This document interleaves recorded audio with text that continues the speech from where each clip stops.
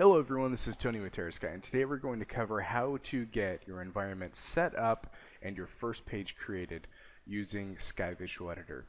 Now, the first thing to note is that you will need to download the managed package from the Salesforce App Exchange. As you can see, I've already done so, and it is in my environment. The next thing that you'll need to do is go to advanced.skyvisualeditor.com, and this is going to be where you actually will create your design environment. Now, I've already created a design studio and logged in. And the first thing that happens when you log in is you're prompted to enter in your Salesforce user information. So go ahead and enter in your username and then your password. And typically this is also going to include your security token. Now in my case, I have whitelisted SkyVisualEditor's IP address, so I don't need my security token. I can just use the normal login credentials. The basic layout of our design studio is that all of the components that you can physically drag onto the canvas are on the left.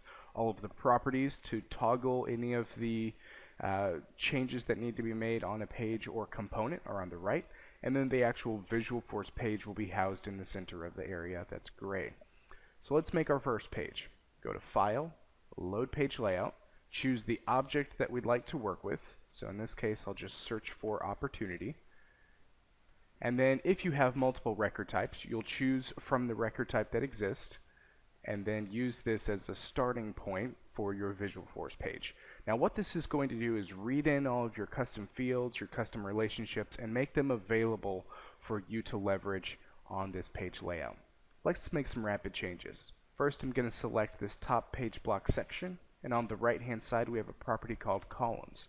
Simply increase that to a 3 and begin moving fields from the first column into the third column.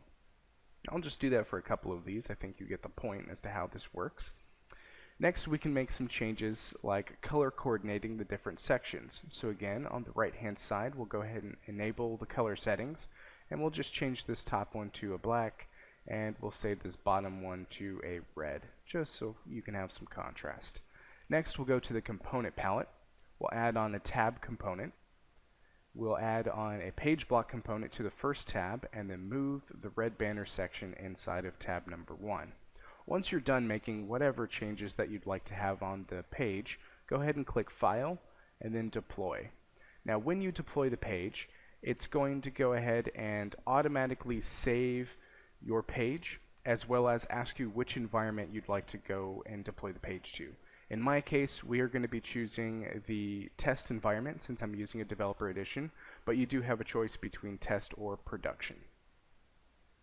Now what's going to happen is we're going to create all of the Visualforce code, the Apex extension, and all the code coverage for that extension and deploy that right into Salesforce.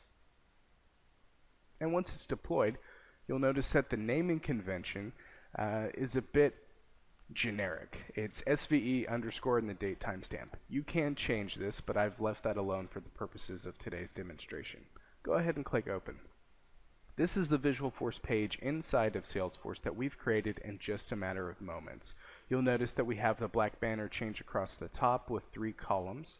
And as we scroll down, you'll notice that we have the 3 internal tabs along with the first tab containing the red banner section that we created.